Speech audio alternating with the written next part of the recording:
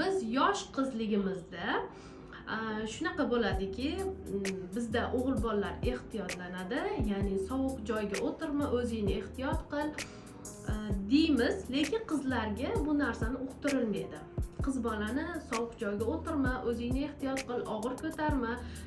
Misol uchun ichi qotib, qabziyatdan qiynalayotgan qizimiz bo'lsa, qabziyat muammosi qayerdan kelib chiqayotganini emas, prosta qabziyatdan tezroq xalos bo'lishga bitta tabletka yoki birorta dori bilan hal qilishga urinib qo'yamiz. Lekin bu narsa noto'g'ri. Qiz bolada qabziyat, og'ir ko'tarish, sovuq joyga o'tirish, gormonal fonini noto'g'ri ishlashi, bular hammasi bitta muammo qayerimizga ta'sir qilyapti. Bizni intim a'zoyimizga ta'sir qilyapti. Foydali ma'lumotlar olish uchun sahifamga obuna bo'lishni unutmang.